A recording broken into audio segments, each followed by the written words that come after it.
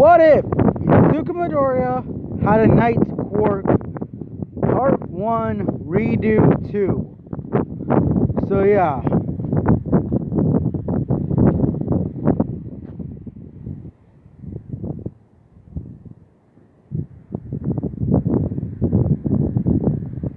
Yeah. Anyways, let's do this, guys. So, yeah, let's continue. Let's go on with the story. So, like in the other what if, the other night deku what if, Izuku loses his parents, but this time he does not have that big of a home. He just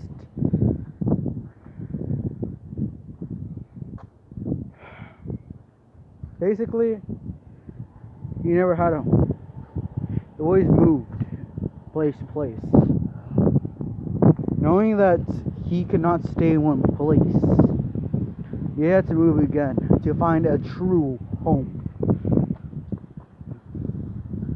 So when Izuku discovered his quirk, because he was a late bloomer at age of 10, he decided he will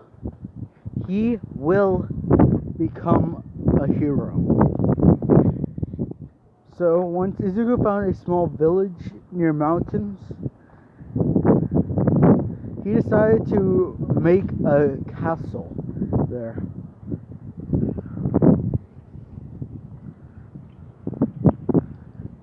It was in the countryside, so yeah, but this was near a village, not like legit close to it. It was literally near, like several miles, 3 up to 5 miles away from the castle. So yeah.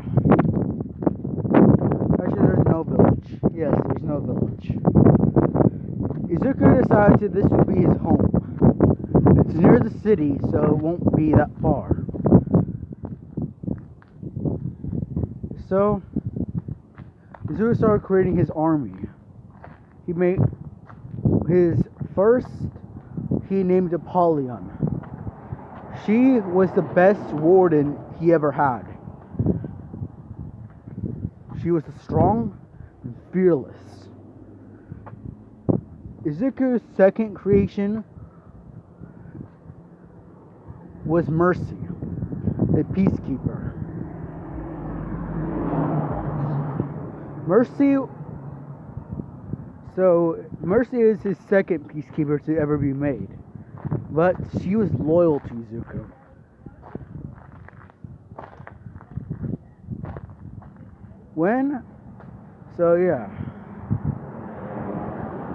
Izuku's army slowly got bigger and bigger. Now it's time for him to create his own armor. Izuku created his own armor, and this is what it looks like. Izuku grabs a poleaxe, and he starts training. Izuku is now 14, and he's mastered the poleaxe. His army is ready. The castle has enough stuff to last for a lifetime. But Apollyon, knowing that Izuku has enough army to take over the world, or at least Japan, starts telling him that they should invade the city to start war. Izuku just says that it's not his plan. We're gonna be heroes. Apollyon then yelled for trial. If she wins, she claims the throne. If Deku wins, she leaves and never comes back. Now, her part of the deal was heartbreaking for Izuku, since Apollyon was always there for him. To him, she was kind, but to others, she was literally a brute. She She was literally merciless. She never showed mercy to anyone who got in Izuku's way. So yeah. Now during this, Izuku was watching a fight between two gladiators.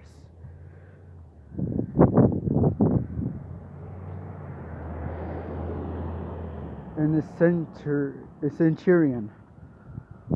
Three-way fight. So Izuku halted the fight as all three of them stopped. As Izuku said that there's gonna be a new fight. Me and Apollyon for the throne. So then all of Izuku's army that was there, was in the castle, started going towards the arena. So yeah, Izuku manipulates the rooms like Slenderman can do in a mansion. In Slenderman's mansion. To the point where it's endless. So yeah, Izuku does have a big arena. So all the armies were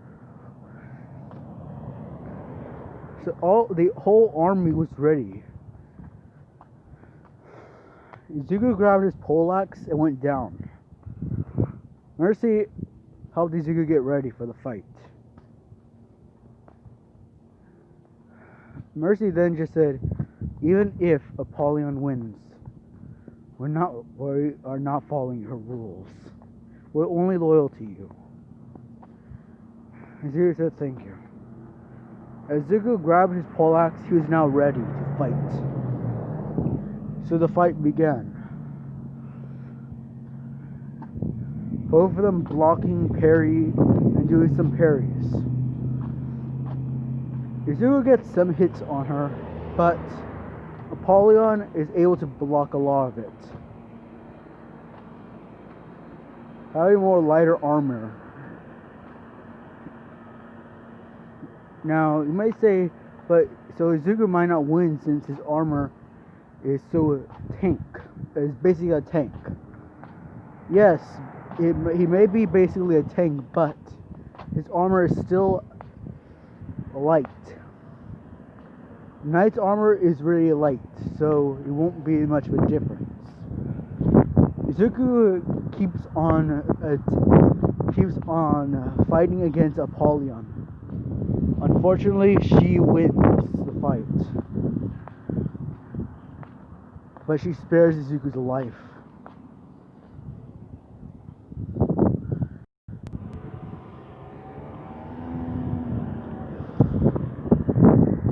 She walks towards the throne and says for the whole army to get ready to fight at Japan.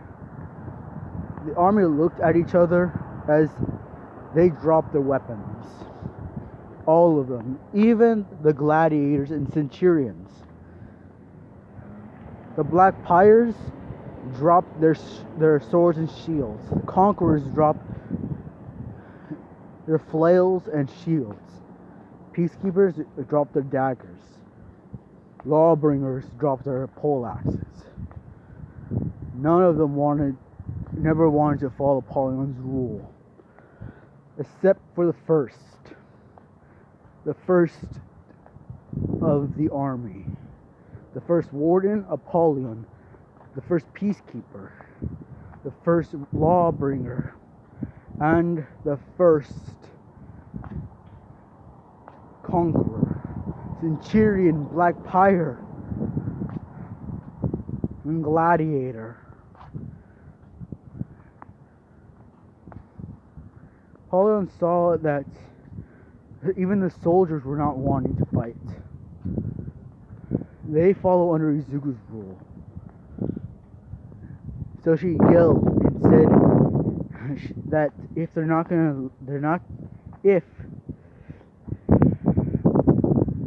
then she'll just kill Izuku. But as she got down to strike Izuku,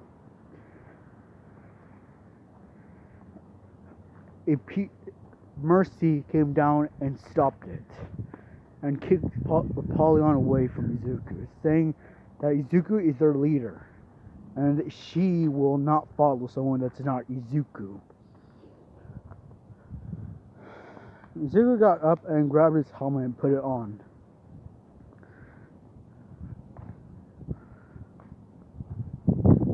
Apollyon was told to leave the castle, so she did, with the first of everyone. The first warden, warden, it was her. For Centurion, Gladiator, Black Pyre, Soldier, Lancer, the first, basically one of everything. So Izuku started making more soldiers in case of Apollyon coming back. Because Izuku knows one thing. The reason why his army is so big is because Apollyon helped to make it. But back then she was loyal to Izuku. The same amount of loyalty as Mercy is. But Mercy's loyalty is forever. Till the day she dies. While Apollyon was wanting to start war. So even though they were made by Apollyon, they're still loyal to Izuku.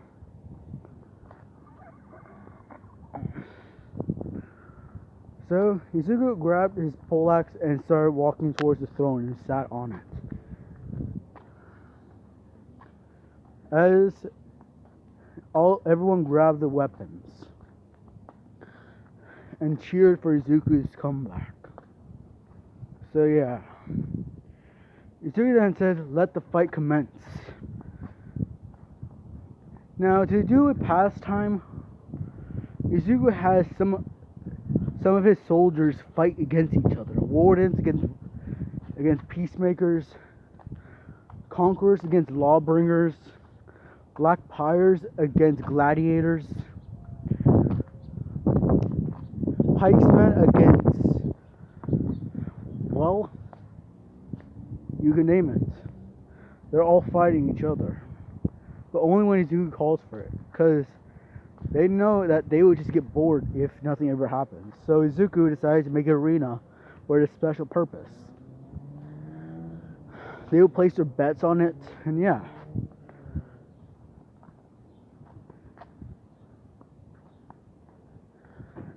Izuku just smiled at this. Everyone's having fun.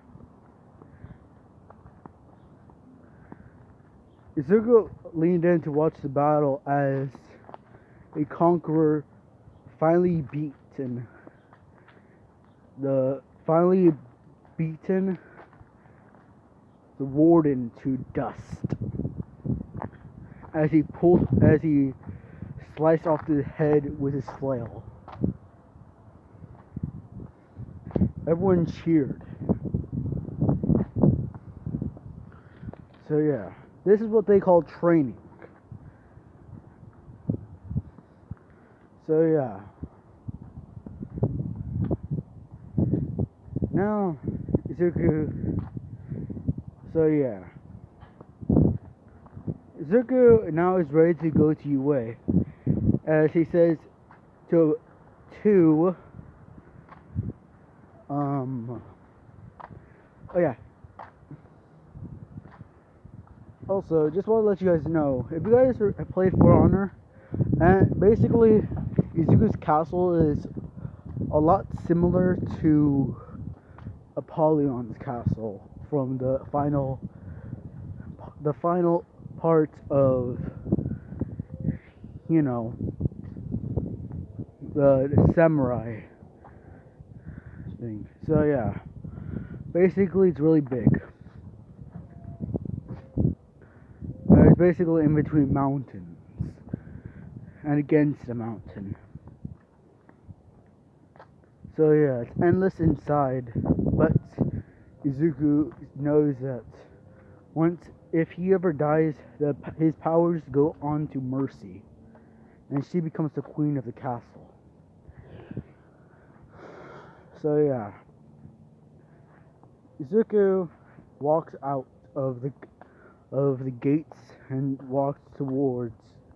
Well, Izuku rides his horse towards UA, because he signed up for the entrance exam, and he knows it's today. So Izuku gets there and smiles.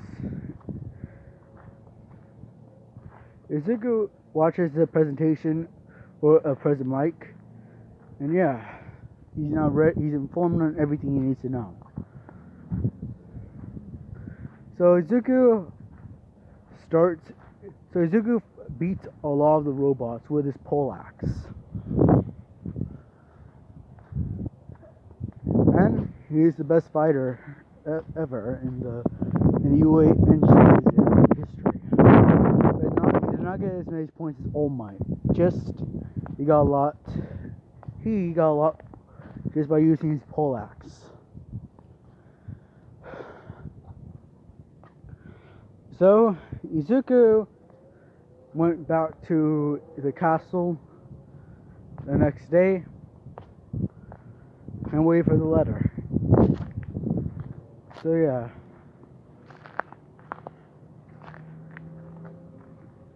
Izuku just smiles, knowing that he can go. He will go in. So yeah. A few days later, Izuku gets a letter and he's invited into UA. They hold a celebration, all of them. Now, all of the knights have their own personalities, but they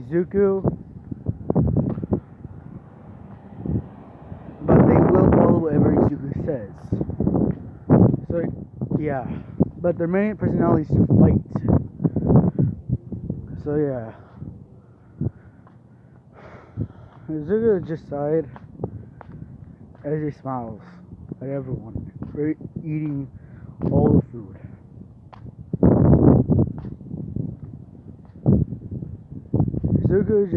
So now Izuku's happy.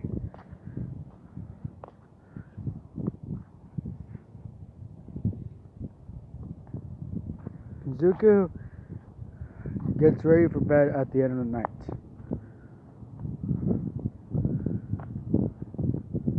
And Izuku goes to UA in the morning. So yeah.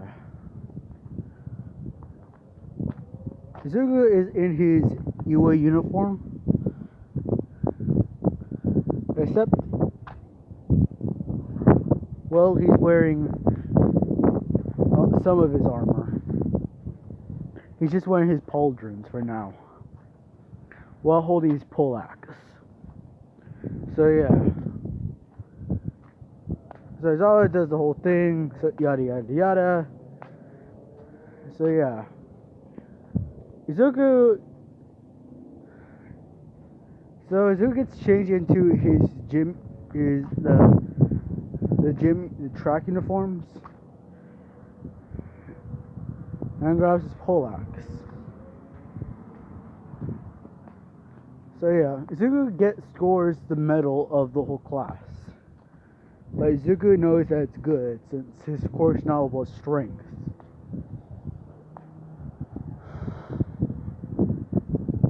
Izuku. So yeah. Izuku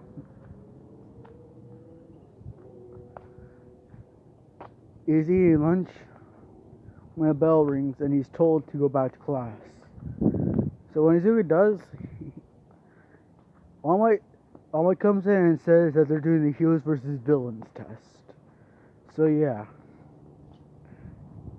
Izuku gets in his armor and everyone's actually surprised by this. On how cool his armor is. So yeah. Izuku is told that he's on hero team and is paired up with Momo. So yeah. Izuku says, well, this won't be a big deal. So yeah. Now, Momo does not know how to take what Izuku just said, since female heroes are still new. because there is a little bit of sexism starting now, and she just thinks that. So she starts yelling at Zuko, saying that he's just a sexist idiot. So Zuko just takes this. Then he calls in Mercy as she shows up with her armor on. What's the problem, Master? Why don't you inform how many females we have in my army?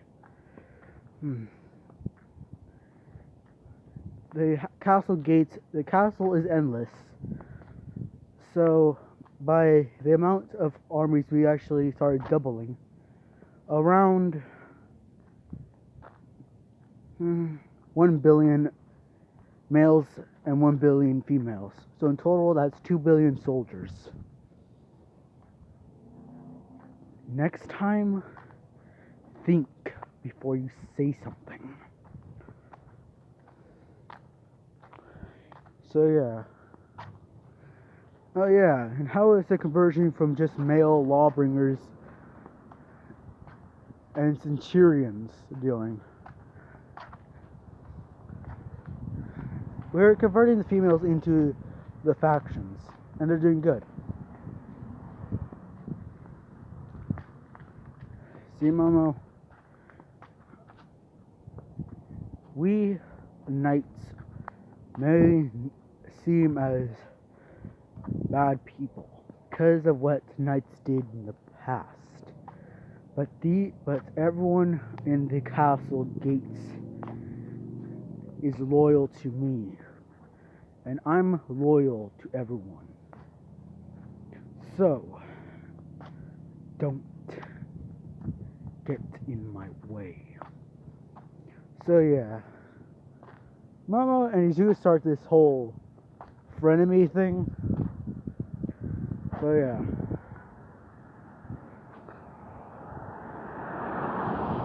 Momo decides to just make a sword as Izuku just tells her to go in first. So yeah. Now this building is a different building. It's basically a football field that they're in. So yeah. But with several buildings in the inside of it. The football field. So yeah. Basically Baka was able to they were able to find a Japanese palace. So yeah. Momo goes in first. And Baka beats her down. So yeah. Baka ties her up and takes her to a different room and shoves her inside. Baka closes the door and leaves. So yeah. Ida and Baka are talking as they try to put a strategy against Izuku. As Baka just says, his armor seems like a tank, so he'll probably be slow. Yeah, I don't really understand why he would have such heavy armor on him. Yeah. So, but before Baka was able to finish his sentence, a catapult fired a giant boulder at them, destroying half of the destroying a wall that is now can breach inside. Izuku then said, "Archers inside." So yeah. Izuku brought around 1 million soldiers. So yeah. Now the archers were only a diversion, as Bako and Ida were able to take them out. Izuku then sent in a conqueror, knowing what they do best: conquer castles. So Bakugo, and a palace is basically a castle. So yeah. So they were having some trouble. So Bakugo said to Ida for him to handle the conqueror, or the guy with the flail, while he handles the soldiers. So yeah. Bakugo keeps on handling all the soldiers until a knight commander comes in. As Bakugo is now starting to have trouble. Bakugo picks up a sword to see, and it feels like it's really light. So Bakugo starts blocking every attack that the commander is doing. Now this is leading to the breach getting bigger, as Izuku is now in. So by this time, Ida defeated the conqueror by grabbing his flail and hitting him with it. Now Ida's plan was to not hurt the guy, since he does not know that they are expendable, and they know this, but Izuku honors them in death, since he legit has a whole gallery with their names and pictures of them. So yeah, Izuku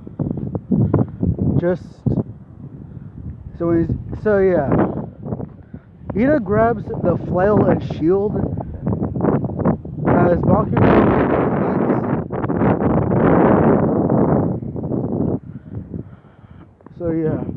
Bakugo defeats a warden as he grabs the sword and stabs a knight's shield captain and grabs their shield. Bakugo looks at it as he throws it aside and kills a black pyre and grabs their kite shield. So yeah, Izuku walks into the breach as armies follow him inside. So yeah, Izuku. But if you guys are wondering, where are the lawbringers? Now, Izuku does not use them in actual war. Well, he can, but he usually keeps them at the palace, for the fights, or just sends them around through villages to basically protect people there, to enforce the law upon them, upon every villain they see. So yeah, but Izuku can use them in actual war. So yeah, but that will change soon. So yeah.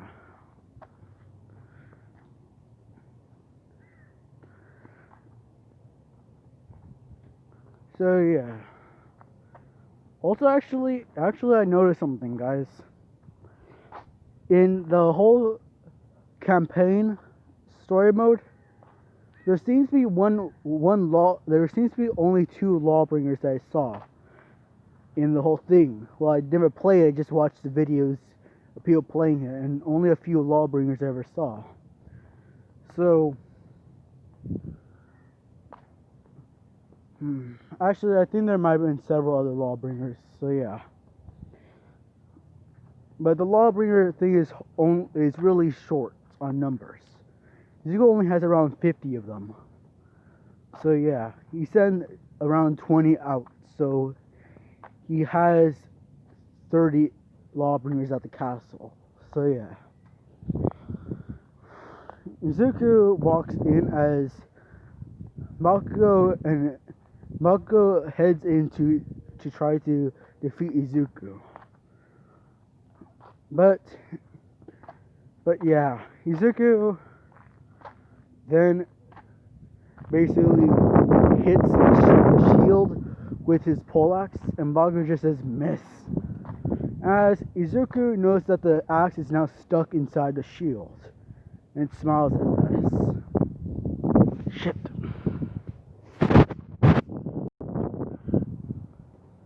Oh, thank God I turn on that. It does not really matter if the whole thing goes off. Thank God it's still on. So yeah, anyways, continuing on. Izuku just... So yeah, Izuku took the shield away from Bakugo as it's still stuck in the poleaxe, and hit Bakugo with the side of the shield, breaking it over his head. Ida was about to go and attack Izuku when Izuku caught the flail chains on his poleaxe. And yeah, he took it away from Ida as more conquerors started to flood the area. Izuku started walking away, as he knows that Ida won't die from them, and the order that Izuku gave is basically immobilize them. To immobilize Ida and Bakugo. So yeah. So they're not here to kill them. They're only here to knock them out. So yeah. Izuku and Mercy walk through the room. They walk through the palace as they help as Izuku sees that Momo's locked inside a room. As he slices the wood block that's blocking the doors from opening. Basically, it's like an old type of door where you just slide a block onto it and it's locked there. So yeah, old prison type of doors. So yeah, Izuku chops the block in half with his poleaxe and frees Momo as he helps her out. So, how was war? Sorry if I used you for distraction. Mercy would not give him the mercy at all. True. Fine, but thank you.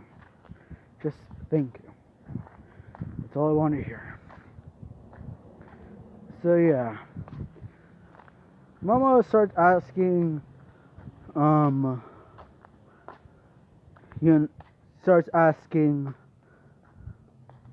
Mercy on why she calls him master. Mercy then gives an explanation as Izuku trained her to be basically the best fighter, and she's actually the most feared fighter in the castle. She's his right-hand woman, and that she's a tomboy. So yeah, like my girlfriend. Yeah. So yeah, Izuku then gets to the bomb as Ida walks in, and Izuku sees that his armor is basically broken since Izuku sent a whole army in to mobilize them. Ida then just says, I was able to knock down a wall to block your breaches. So now they're trying to get through the gates. Well, that's gonna be hard since that's not gonna be hard since we brought a battering ram with us. And the head is basically a ram made of steel and gold. You thought this through, didn't you? Of course. I'm a tactical genius. I have things I hide. Oh shit! But let me tell you something, Ida. I was scared when I started this because this situation reminds me of that day. Izuku then had a flashback to a samurai sword cutting through his army, to a female kensei named Cho, or in Japanese, butterfly. Well, that's what it translates from into English, butterfly. Cho. So yeah, my sister, my blood. I trapped her inside the gate so that she cannot get out. It was hard for me. We started a fight against each other. I guess that's what turned Apollyon into war. You'd ask them, who is Apollyon? Apollyon's my first right-hand woman.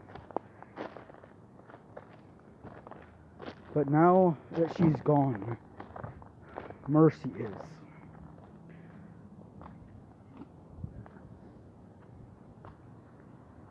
Izuku remembers Cho and Izuku fighting against each other. Izuku received several cuts and was stabbed in the chest by Cho.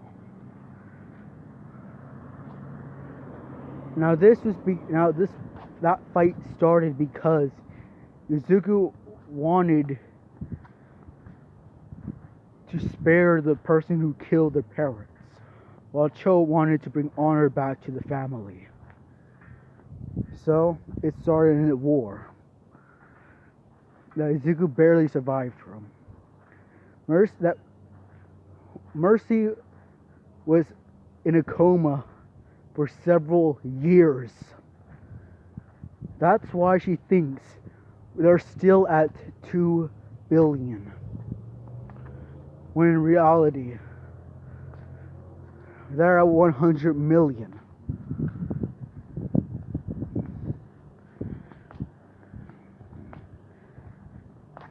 Izuku explained this as Mercy dropped her weapons, now remembering the fight. She barely made it out alive, as she was hit in the head against by Shigoki's club.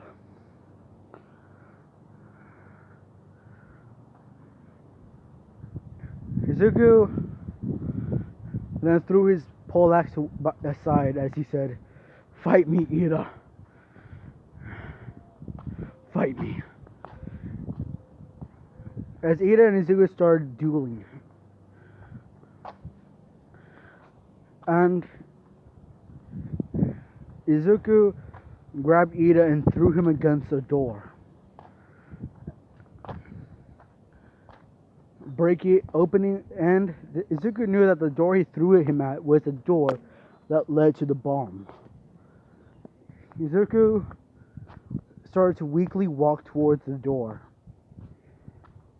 as Mercy and a warden held Ida down. As a warden grabbed a flag that represented an emerald on it for the Emerald Legion that Izuku owns. The warden, she placed it down onto the ground as some type of field started to go around them, and Momo started to heal. Izuku touched the bomb as All Might said, "Hero Team 1." As Izuku walked towards a platform, a balcony, Izuku looked at the fighting. The knights were holding on Baku as Izuku said, "We won." as they all cheered. Izuku just started to slide on his bottom as he was panting heavily.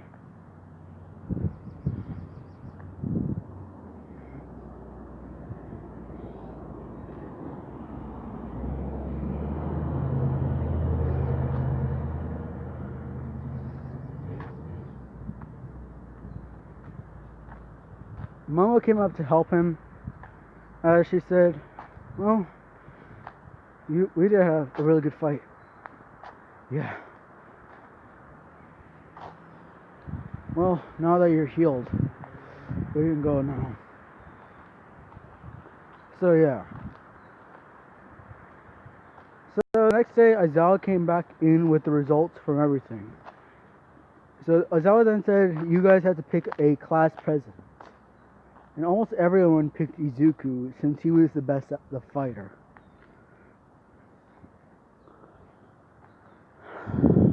So Izuku took that and was now the class president.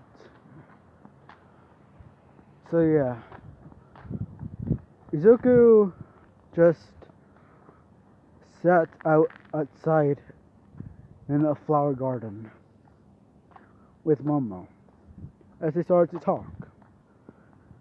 Momo started saying that she thanks him for helping her out.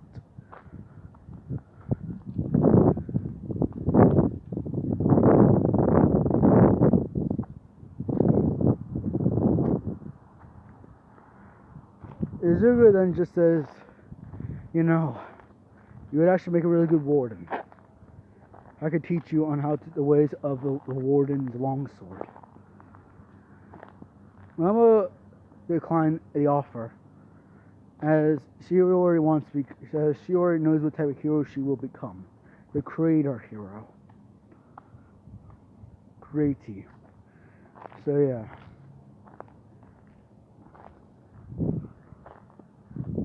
Izuku. So yeah. Ever since that time, Nezu asked for Izuku if he would lend them his armies to defend UA against anything. And Izuku agreed. On every corner of the school there were wardens, lawbringers, peacekeepers, and conquerors. Centurions, but no gladiators, since gladiators and black pyres stay in the castle. Because he knows his gladiators are fighters, not protectors. So yeah. So everyone was actually surprised to see all these knights everywhere. So yeah. Izuku just smiles at this.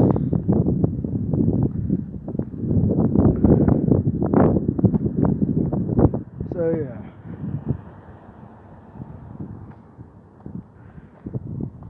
Then the alarms go off as Izuku grabs his poleaxe that was sitting beside him. Izuku then just tells Momo to go to the cafeteria and tell everyone to hide. So yeah. The wardens at near the cafeteria exits tried to...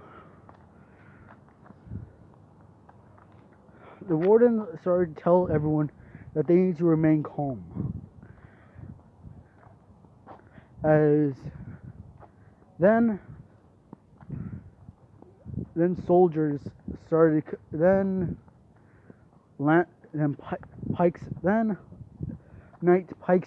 came in and used their shields to basically block all the students from going out. Izuku saw that Mercy was here, as she says, "Well, first time being attacked in 3 years that any student has peed here." Mercy then raised her daggers as Izuku, Warden, Lawbringer, Mercy, Conqueror, Centurion, and a Lancer with a knight commander, shield captain, and captain came out to see what the problem was. And Izuku saw that it was the news crew from this morning that wanted to see if All Might was here. Izuku just face palmed. Yeah. As Marushi said, all of this for this. And she then ordered 2 wardens that were following to apprehend them. So yeah.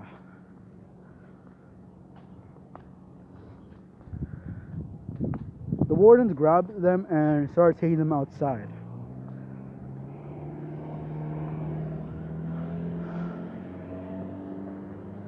So yeah. Izuku just smiles, knowing that he actually saved that. Even though that this was not pure work, he did go out prepared to sacrifice his life for every student in the UA. Because that's what a lawbringer does, sacrifice their life. So yeah.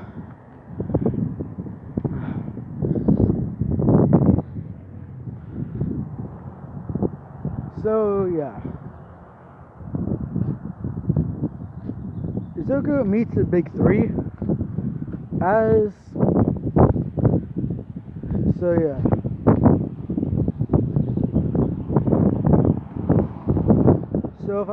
So yeah.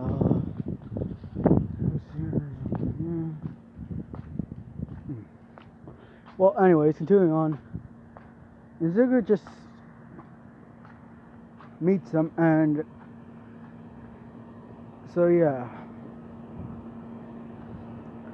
Now, if I'm correct, I would think that the big 3 is basically second years right now. So yeah.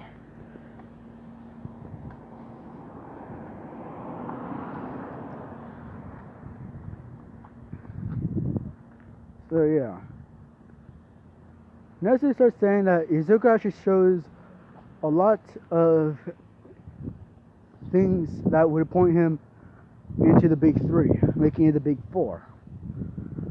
He's brave, he's honest, he's lawful, he's true to his word, and he sacrifices everything he has for the greater good.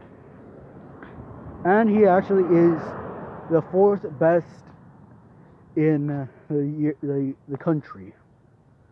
So yeah, he was appointed as the big 4. So yeah,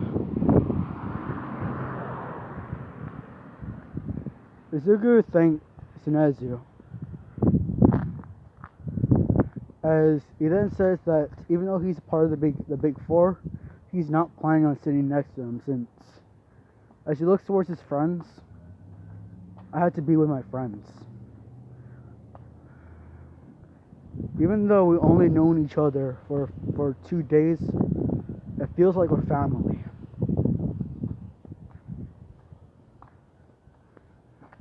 I hope you understand this.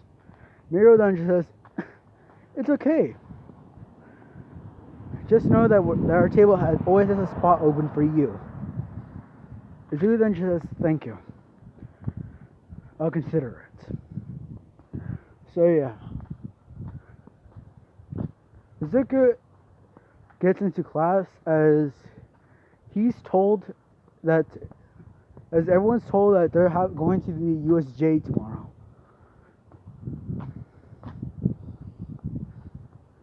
So yeah. The USJ? I haven't been there for years.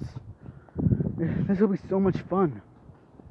So yeah, this is basically after class now. As Izuku then tells Aizawa that he's going to be more prepared to go to the USJ since he has not been there for years. Aizawa is not listening to this, as Izuku said he just might show up late. Aizawa agrees to this, so yeah. The next day, So, but yeah, basically the next day, Izuku is at Japan's Universal Studios with his basically Hawaiian shirt, cargo pants, a camera, a beach hat, while wearing his helmet. Yeah, Izuku also, and if you guys are asking, does Izuku have sunglasses on? Yes. Yes, he does. So yeah, Izuku just waiting for everyone as he says, oh, my friend's gonna be here soon. So yeah. Izuku then Mercy's in her, is ready to go and have fun. Yeah, basically everyone in Izuku's army is basically ready to have fun here. And they don't show up. So yeah, Izuku then gets a text message from Aizawa on asking where is he. Izuku then just says, I'm at the USJ like you said. But no, we're here. At the USJ. Izuku says, oh, you should have told us which USJ we were supposed to go to. Sorry. Anyways, be here soon. Got it. As Izuku then tells everyone to get their armor ready back on. And Izuku then just says, we'll go here tomorrow. So yeah. Izuku puts his armor on as Mercy was just saying that she just bought the new shirt. So yeah. And yes, they all had their masks on. With cameras and basically the same outfit Izuku is wearing, but with different colors, different shorts, and as well as shorts. So yeah. Now, so yeah. Izuku walks towards the USJ as Ida runs upon him and says that the USJ is under attack. What? We'll be there soon. Okay, we're on our way to go there. Go get the heroes. Yes, I got it. As Ida goes over to get the heroes. Izuku then says, get the battering ram and the catapults. We're having a war now. A real war. Meaning don't leave a soul alive. Not against my classmates, we're against real villains. So yeah. Izuku and the rest wait outside as they're not ready. Izuku and his men start pulling the catapult up as they now ram the doors open. The villains. So yeah, Izuku is basically 1 second late, 1 second early from a pervert. Not Mananda. From some men about to basically they apprehended all of everyone because Ida was held back an hour. So yeah, Izuku. So yeah.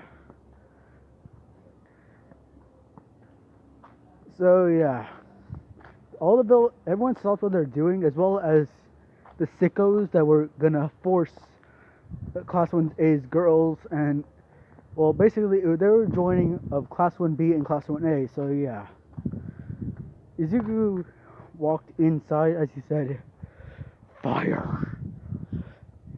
As everyone started running in, and catapults start firing upon the world. Or the USJ to be exact. So yeah. The archers stood at the top of the stairway, shooting down upon them. As the army started to run down the stairway. A lot of them tripped over dead comrades as they had no fear on their face. Izuku saw that hardly any of them had actual armor, so it'll be easy. And this is the end of part 1. Bye, guys.